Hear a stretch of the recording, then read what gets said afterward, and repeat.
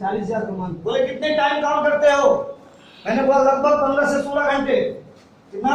16 घंटे। 15 से 16 घंटे काम करता हूँ तो 40,000 आता है।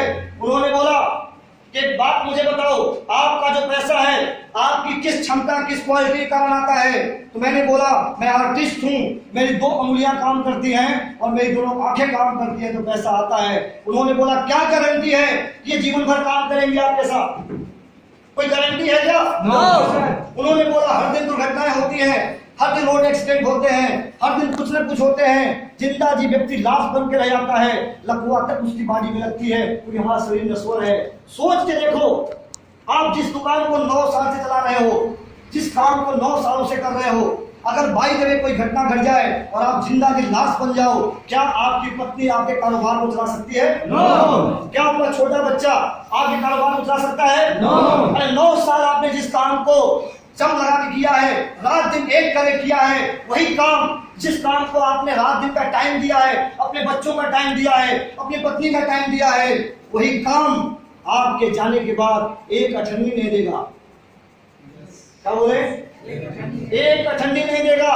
लेकिन मैं आपके पास एक नया बिजनेस लेके आया हुआ हूँ, एक नया कारोबार लेके आया हूँ, दुनिया का अनोखा बिजनेस लेके आया हुआ हूँ। एक ऐसा बिजनेस सिर्फ 2 काम करने से चलता है, एक नहाने धोने साबुन तेल यूज करने से और दूसरा बात करने से चलता है। अगर आपने 2 काम 2 घंटा अपने 16 घंटे के टाइम में से निकाल के और आरसीएम बिजनेस को कर दिया तो आपकी आने वाली 7 पीढ़ियों को काम नहीं करना पड़ेगा।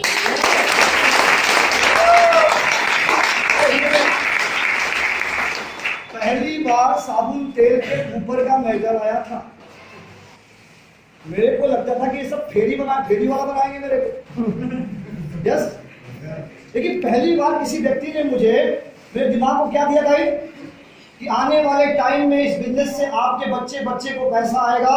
अरे आप दुनिया में नहीं रहोगे तब भी पैसा आएगा और आपके बच्चे के बच्चे के बच्चे के बच्चे आने वाली 7 जनरेशन को रॉयल्टी जैसी इनकम आएगी। और दोस्त, मैंने पहली बार अपनी लाइफ में रॉयल्टी शब्द सुना था। क्या रॉयल्टी चीज क्या होती है? तब उन्होंने बताया मेरे को कि 3 जगह पे रॉयल्टी मिलती है। पहला सिंगर को मिलती है। एक सिंगर पूरा जीवन गाना गाता है, गाना गाते गाते जब उसके गाने पेटेंट हो जाते हैं और जब दुनिया छोड़ के जाता है तो उसके बेटे को रॉयल्टी नाम की चीज रिटर्न आती है। जैसे इसका साक्षात प्रमाण है हमारे बीच में किशोर कुमार। क्या नाम है? किशोर कुमार दुनिया छोड़ के जा चुका है, लेकिन इसके बेटे का नाम है अमित कुमार। क्या नाम है? अमित कुमार। और अमित कुमार बाथरूम सिंगर है। बाथरूम सिंगर समझते हैं? जब इच्छा करे तो गा लो। ठंडी जब लगती है, ठंडे के दिन हम लोग गाना गाने लगते हैं ताकि ठंडी कुछ कम। यस, बाथरूम सिंगर बोलते हैं। क्या बाथरूम सिंगर? कितने लोग आते हैं? कभी गुनगुनाने वाले गाते नहीं, गुनगुनाते पड़ोसी बगल वाला नहीं सुन पा रहा, गुनगुना लेते हैं। यस, किशोर कुमार शानदार गायक रहा, लेकिन किशोर कुमार जब दुनिया छोड़ा तो बाथरूम सिंगर अमित कुमार को 250 करोड़ का मालिक बना दिया। कितना? 250 करोड़ पर ईयर, जीवन भर के लिए नहीं, पर ईयर। और आपको एक और चीज बताएं, अमित कुमार का बेटा भी बाथरूम सिंगर होगा। यस, तो इसको भी आएगा।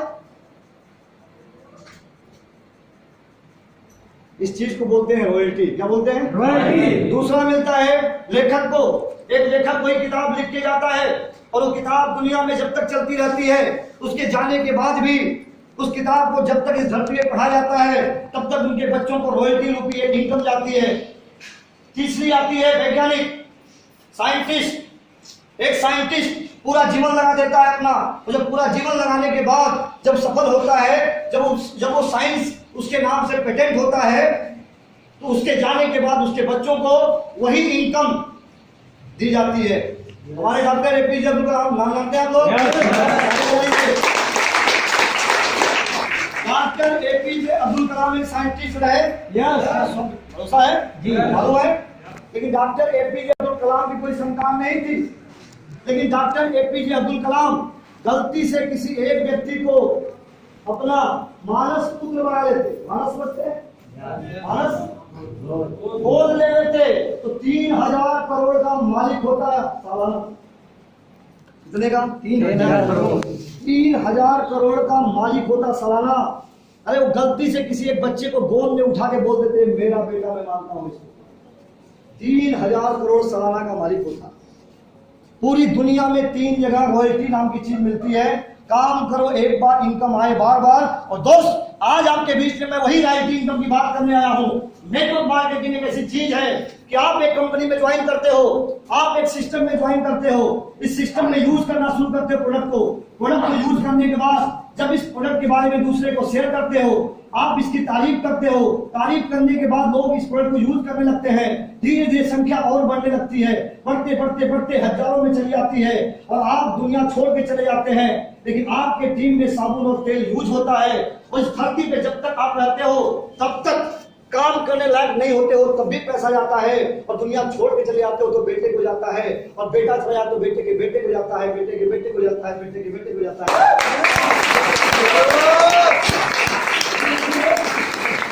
7 जनरेशन। मेरा दिमाग पहली बार हिला लाइफ में, क्योंकि मैं अपने आप को ब्रिलियंट मानता था। क्या मानते थे? ब्रिलियंट। और हमारे समाज में एक मिथक है कि 2000 कमाने वाला व्यक्ति को 5000 कमाने वाला नहीं सुनता। सुनता है क्या? और 5000 कमाने वाले व्यक्ति को 10,000 कमाने वाला नहीं सुनता। 10,000 कमाने वाले व्यक्ति को 20,000 कमाने वाला नहीं सुनता और 20,000 कमाने वाले व्यक्ति का 50,000 कमाने वाला नहीं सुनता। तो मुझे आज से हम समझाने, अब तक जितने भी लोग आए थे वो मेरे से कम इनकम कमाने वाले लोग थे जो मेरे को समझा नहीं पाते थे, मैं उनको समझा देता था। कारण क्या है? अगर आप समझना नहीं चाहते हैं तो ऑक्सफोर्ड यूनिवर्सिटी का प्रोफेसर भी आपको समझा नहीं सकता। और अगर समझना चाहते हैं तो नाली में गिरे हुए एक शराबी से भी आप सीख सकते हैं कि अगर मैं शराब पीऊंगा तो क्या हालत होगी। सीखना चाहे तो बड़ा ईगो था अंदर। हद तो तब हो जाती है कि छोटा भाई ज्यादा कमाने लगता है तो बड़े भाई को सुनना बंद कर देता है। कितने मानते हैं? और इससे भी बुरा तब होता है कि जो माँ बाप जन्म देते हैं हमें, जब हम थोड़ा सफल हो जाते हैं तो बात बात में अपने माँ बाप को भी चुप कराते हैं। चुप रहिए, आप क्या बोलेंगे? क्या किया है अपने जीवन में? अरे मैं IAS हूँ, मैं इंस्पेक्टर हूँ, मैं वकील हूँ। आपने क्या किया है जीवन में? अरे वो लोग उन्हीं को आंखें दिखाना शुरू कर देते हैं जिन्होंने उनको अंगुली पकड़ चलना सिखाया।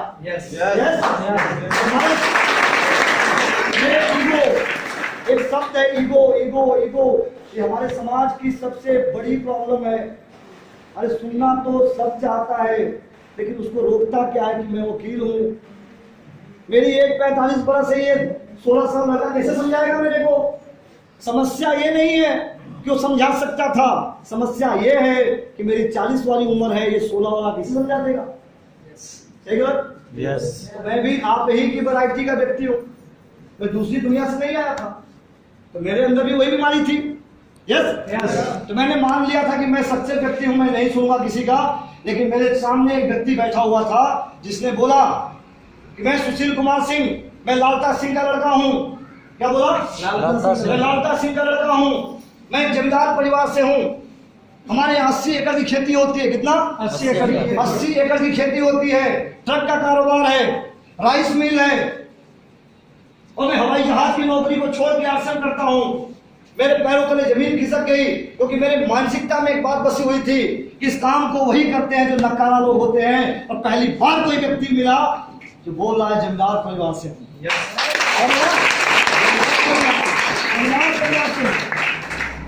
मेरे दिमाग का ऑपरेशन कर दिया उस व्यक्ति ने। मैंने बोला मेरे को प्रूफ चाहिए कि आप हवाई जहाज की नौकरी को छोड़ के आए हो और मुझे प्रूफ चाहिए कि आश्रम से पैसा आता है। ये दोनों प्रूफ दे दो। अगर ये दोनों प्रूफ आपने दे दिया तो ये कुमार दुबे दावा करता है पूरे हिंदुस्तान को समझा के रख देगा। उन्होंने मेरे से टाइम लिया, 2 दिन बाद अपना फोटो लेके आए, सूटेड बूटेड, कौन वाली? जहाज वाली सूटेड बूटेड। वो इनकम जो सैलरी आती थी ना, सैलरी वाला पेपर, पासबुक पूरा लेके आए। बोले ये देखिए मेरे खाते में आता है क्या नाम उसका, air India, jet Airways. Jet Airways एक है ना company, jet Airways. Yes, jet Airways company का ट्रांजेक्शन उन्होंने दिखाया, फोटो दिखाया अपने हवाई जहाज को, डिजाइन लेकर दिखाया उन्होंने, ये मैंने डिजाइन दे रखा है इस डेट। फिर आरसीएम की इनकम उन्होंने दिखाई 17,000 महीने की। सब कुछ देखने के बाद मैंने डिसीजन लिया कि आज से बिजनेस को करूंगा। Yes yes. और कई लोगों की एक भ्रम है कि मेरे पास टाइम नहीं है, कई लोगों के इस प्रॉब्लम है कि मैं नहीं कर सकता, मैं पढ़ा लिखा कम हूं। दोस्त मैं आज आपके वो सारे भ्रम 30 से 35 मिनट में खत्म करके जाने वाला हूं।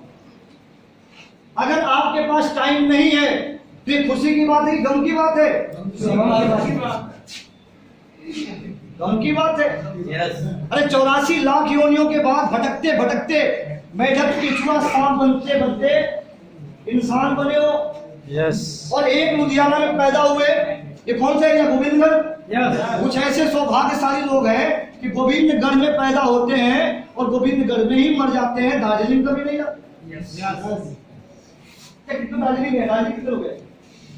दार्जिलिंग एक व्यक्ति, हाँ ये आश्रम से गए, आश्रम से गए, घूमने गए थे, कंपनी ने टूट दिया। गोवा कितने लोग हैं? गोवा ये भी व्यक्ति नहीं यार, यहाँ 3545 वाले भी हैं, कभी नहीं गए। क्यों? मजा नहीं आता गोवा घूमने में? मजा क्यों नहीं गए? टाइम नहीं है। टाइम नहीं है। ऐसा नहीं टाइम है। अच्छा ये अच्छी बात है, बड़ा मुस्कुरा के लोग बोल रहे हैं। बुरी बात। अच्छी बात है क्या? बुरी बात। हाँ, बुरी बात। 84 लाख योनियों के बाद आपको मानव का जीवन मिला है, ये हमारा अध्यात्म कहता है। यस। और 84 लाख योनियों के बाद मानव जीवन पाने के बाद हम रोजी रोटी कमाने के चक्कर में एक ही कंपनी में रात दिन बैल की तरह खटते खटते जिंदगी बिता लेते हैं। दोस्त अरे गलती से 5 साल आरसीएम कर लो, ये अजय कुमार दुबे की तरफ दार्जिलिंग बिजनेस करने जाओगे।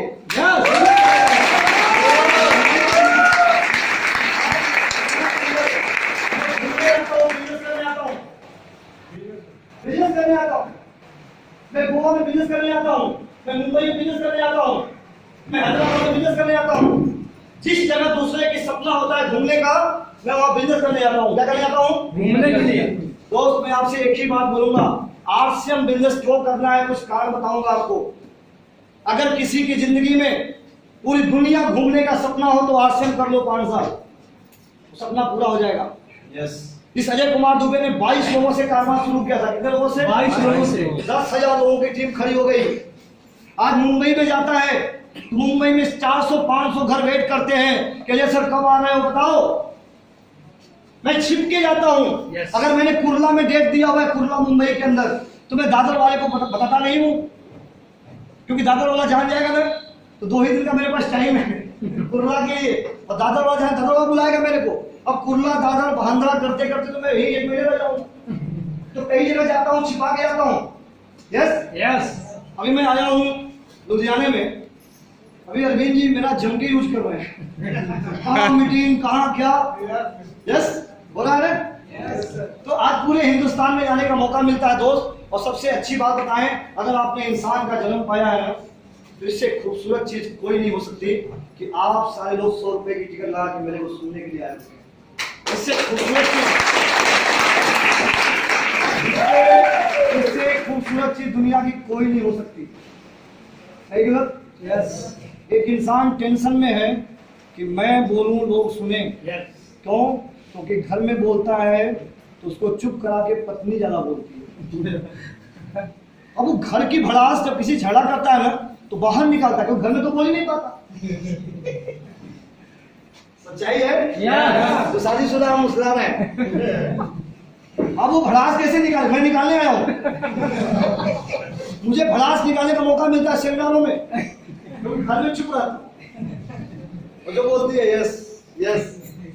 अब वो सारा गुस्सा पाल के आता हूँ लुधियाने में, जम के बोलता हूँ। कितने भड़ास निकालना चाहते हैं पूरे हिंदुस्तान में?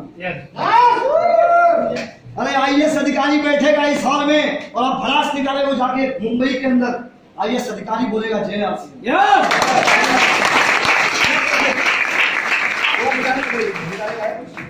खास मैं आपसे बात करने वाला हूँ कि करना क्या है, जानना चाहते हैं? क्या करना होगा? जब मुझे बिजनेस समझ में आ गया तो मुझे बताया गया कि ये काम करना है आपको सबसे पहले फंसाना किसको है उसकी लिस्ट बनाओ। क्या बताया गया? फंसाने वाले लोगों की लिस्ट। परिचितों की सूची, जीजा को डालो, साले को डालो, जितने भी साले पूरे हिंदुस्तान में सबको डालो। तो नहीं मानने वाले हैं उनको भी डालो, साले के साले को डालो। अजीत के नाम था अब पड़ोसी को डालो। तो मेरे सर ने बोला कि आरसीएम बिजनेस करने का सबसे अच्छा तरीका यह है कि सबसे पहले अपने परिचितों की सूची बनाओ। Yes. और परिचितों की सूची बनाने के बाद फिर उनको इस प्रोडक्ट के बारे में बताने के लिए जाओ। मैं बड़ा खुश हुआ कि तो बड़ा अच्छा बात है, तो अच्छी बात है। फिर मैंने सच बोला कितने को फंसाना पड़ेगा? बोले अच्छे अच्छे ठीक ठाक दिमाग वाले आ जाए तो ही फंसा दोगे, काम हो जाएगा। क्योंकि वो फिर दो को फंसाएंगे। Yes yes. फिर धीरे धीरे क्या है कि पूरा हिंदुस्तान फंस जाएगा। यस। मेरे को बड़ा अच्छा लगा कि ये तो अच्छी बात है, बड़ा कम में काम निकल जाएगा। तो मैंने तुरंत उसमें पहला नाम लिखा अपने बहनोई का। एक बार पहले ही फंसा चुका हूँ इसको। भाई बहन ने फंसा कि नहीं फंसा? यस। फंसा है, सबने फंसाया, सब फंसा है। Yes yes. मैंने बहनोई का नाम लिखा। इसके बाद मैं 2 बहनोई थे, उनका भी मैंने नाम छोटे भाई का छोटे का लिख दिया, मामा का लिखा, साड़ू का लिखा। Yes yes. आसानी से जो फंस जाए। फिर भाई का लिखा, अरविंद में बैठे हुए। यस। यस, सबका मैंने डाल दिया नाम। अब पहली लड़ाई शुरू हुई बहनोई की। मैं बैग लिया, बड़ा एक्साइटेड था कि सबको समझाई देंगे। यस। मैं बैग लेके पहुंचा बहनोई के पास। मेरे बहनोई ने मेरे को रात भर मेरे को समझाया। पूरी रात समझाए और समझाने के बाद बोले कि आप जैसा बेवकूफ आदमी दुकान छोड़ के साबुन तेल बेचने लगा, इतनी बढ़िया दुकान है, क्या गरज गई तेरे को? मैं रात में ही समझ गया, मैं सुबह ही घर निकल गया। फिर दूसरे बहनों को समझाने गया, वो बोले देखिए भैया आपकी बात मैं सब कुछ मानता हूँ, लेकिन आज से मैं फंसा हूँ। काम है कोई फेरी लगाने वाला काम करवाओगे मेरे से? मैं यहाँ पे होपलेस होके आया। और जब जब घर आए शाम को एक व्यक्ति का कॉल आया, अजय सर क्या हुआ? सर और मेरे जो सीनियर अप्लाइन थे, क्या हुआ सर? गए थे फंसाने, क्या हुआ? मैं बोला सर नहीं फंसा, उल्टा मेरे को समझा दिया। मामा के पास गए, मामा ने मेरे को खूब समझाया बुझाया, बेटा अभी उम्र है, पढ़ ले लिख ले, कहीं नौकरी पा जाएगा। ये कहाँ फंस गया साबुन तेल में। इन्होंने भी समझाया, मैं समझ गया, घर आ गया। साड़ू को समझाने गया, इसने मेरे को साड़ू छोड़वाई, मिलके समझाए। बताइए इतना अच्छा इज्जत थी आपकी, ये सब डुबोरे चले लगा, साबुन नहीं घूमेंगे घर घर। तो मेरे को बात समझ में आने लगी, जब गांव घर में किसी एक व्यक्ति को मैं बुलाऊंगा सर आ जाए, इनको इनके घर में लोग अगर बोलने लगे बेवकूफ है, क्या बोलते हैं? बेवकूफ। हाँ, इनके भैया बोले, पापा बोले, सब बोले, मित्र भी बोल रहे कि बेवकूफ है बेवकूफ है, तो धीरे धीरे अपने को बेवकूफ मानना शुरू कर देते हैं। मेरे घर के लोगों का विश्वास नहीं है, फिर पड़ोसी भी बोल रहा है बेवकूफ है। फिर इसके बाद होता क्या है कि कोई व्यक्ति इनको बेवकूफ बोले उससे पहले ही बोलते हाँ हम बेवकूफ है। क्या कर लेगा मतलब ये बिलीव सिस्टम।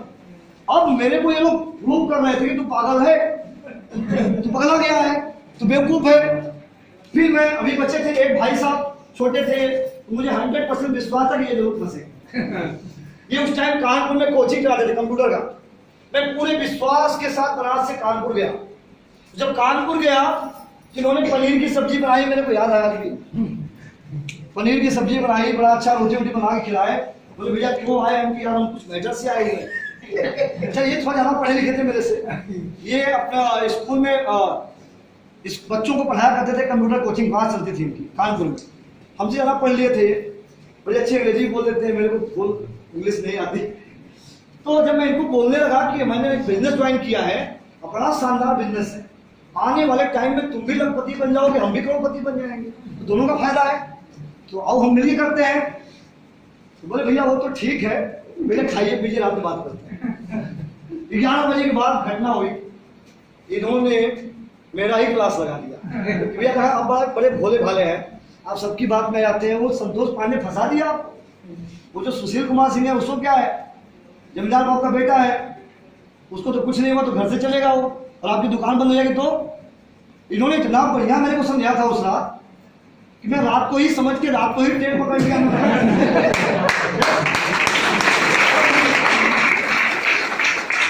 निकल लिया मैंने।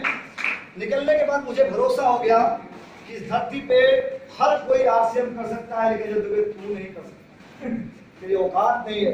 अरे जिसका बहनोई उसके साथ नहीं, जिसका मामा उसके साथ नहीं, जिसकी बहन उसके साथ नहीं, जिसका छोटा भाई उसके साथ नहीं, अब किसको समझाए। लेकिन एक पीछे से कॉल आता है, अजय सर गए थे कानपुर, क्या हुआ? हर शाम को अपने अपलाइन का फोन आता है, सक्रिय अपलाइन का। मैंने बोला हुआ क्या? जो पहले हुआ था वही फिर हुआ। बोले क्या इच्छा है? कि मैं क्या बताऊं, इच्छा टूट गया, मैंने बैग टांग दिया है, मुझे नहीं करना आरसीएम।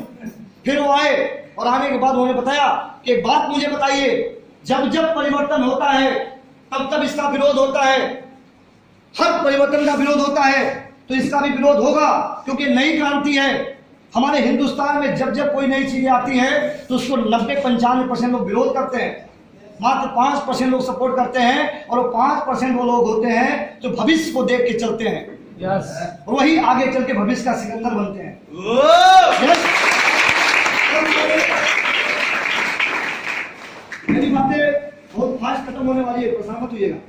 मैं आपको वो चीज दिखा था जो मेरे को समझ में आई थी। तब मेरे सर ने एक सर्वे दिखाया था। क्या दिखा था? Survey. Economic Times. Economic Times दुनिया की एक ऐसी टाइम्स है जो अर्थ के मामले में इंफॉर्मेशन देती है पूरी दुनिया में। इकोनॉमिक टाइम्स इंग्लिश पेपर आता है, इसमें इंग्लिश में।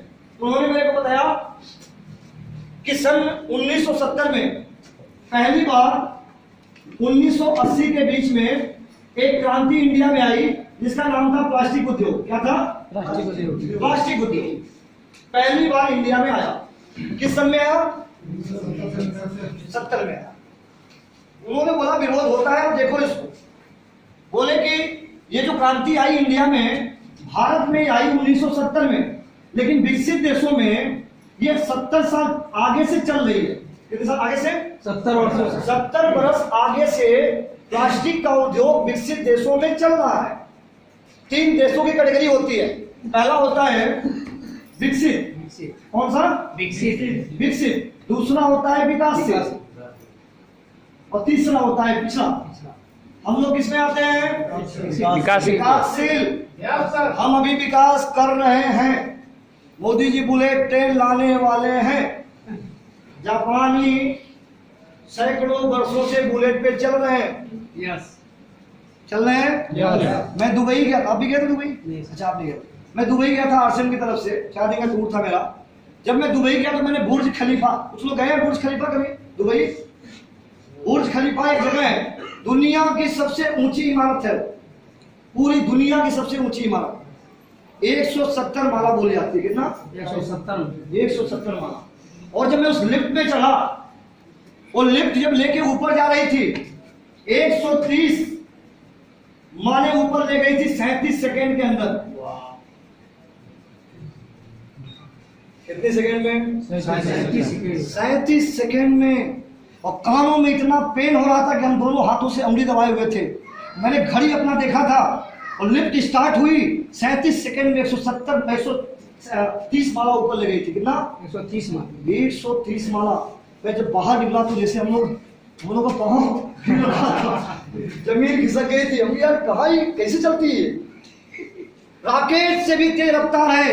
अरे हमारे से वो 80 साल आगे चलते हैं, हमारे से वो 100 साल आगे चलते हैं। अरे जिस आरसीएम बिजनेस को अजय कुमार दुबे आपको समझाने आया हुआ है, ये विकसित देश, ये अमेरिका जैसे देश 300 करोड़ महीना कमाने वाले लोगों को पैदा कर चुकी है। वहां पे 300 करोड़ महीना कमाने वाले लोगों को पैदा कर चुकी है।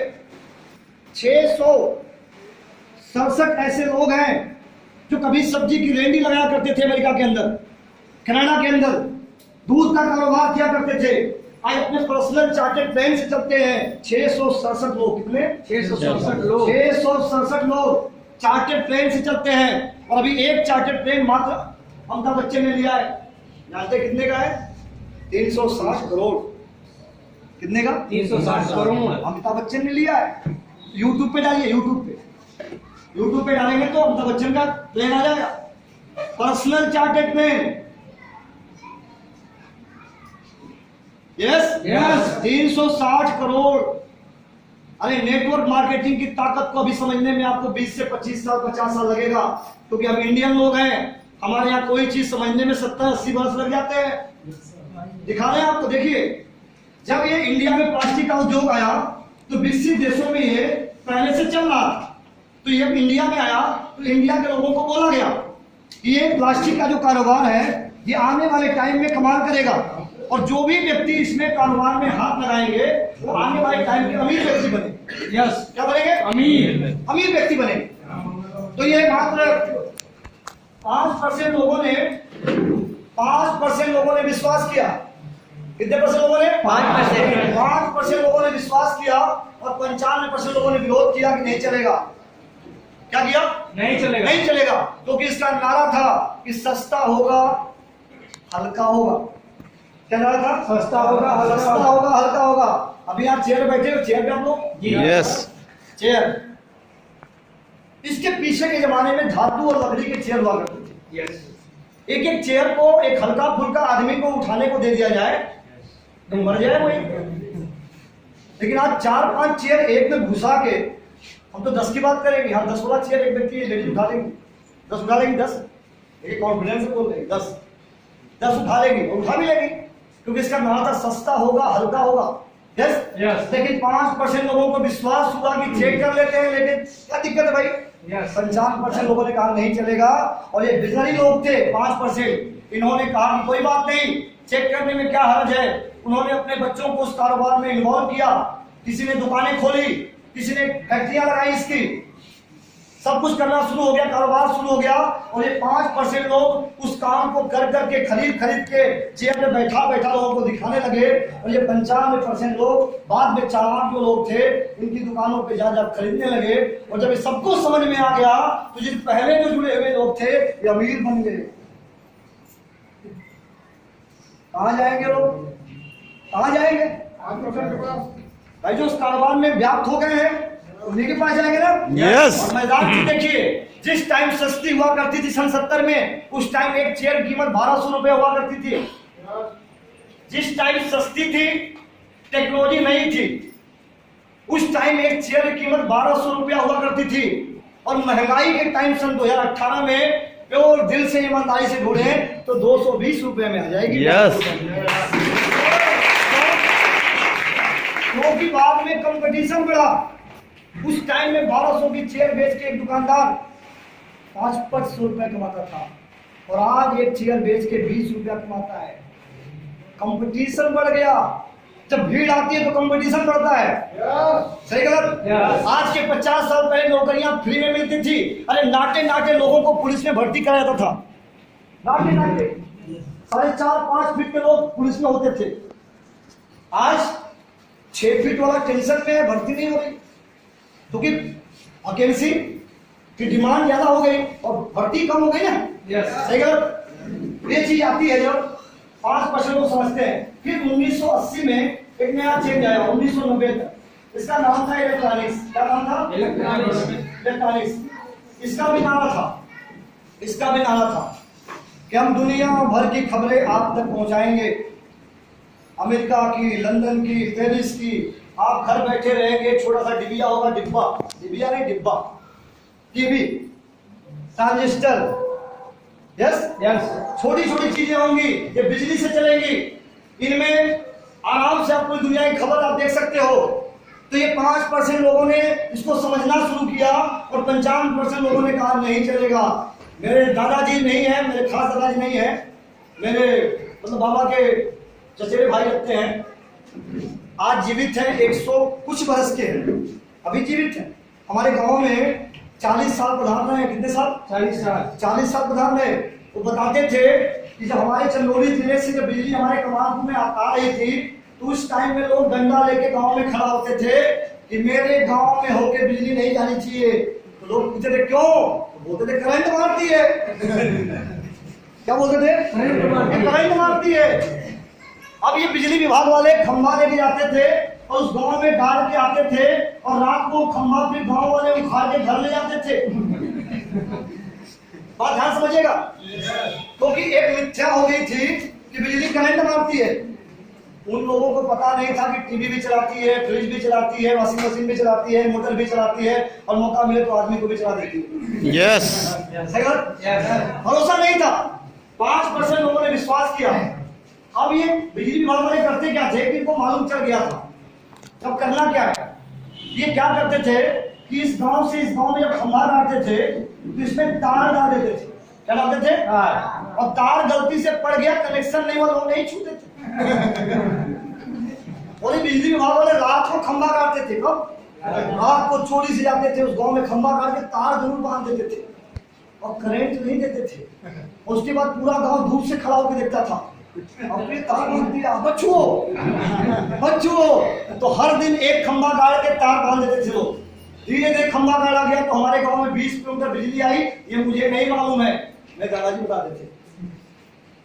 Yes yes. अरे जिस काम की इतनी उपयोगिता थी उसको भी लोगों ने रोका है। विरोध किया। दोस्त, आज उसी बिजली का कनेक्शन लेने के लिए हम लाइन में लगे रहते हैं, सोर्स लगवाते हैं, हमारा हो जाए।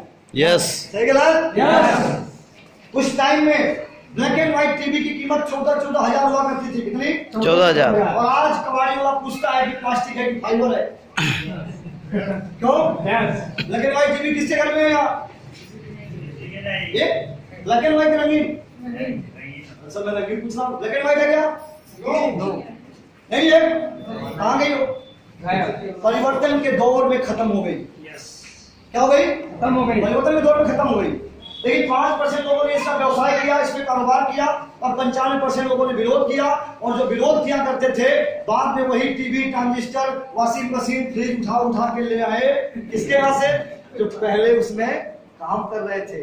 और जब ये समझे 95% लोग, तो कहां जाएंगे? 5% लोगों के पास। और जब 5%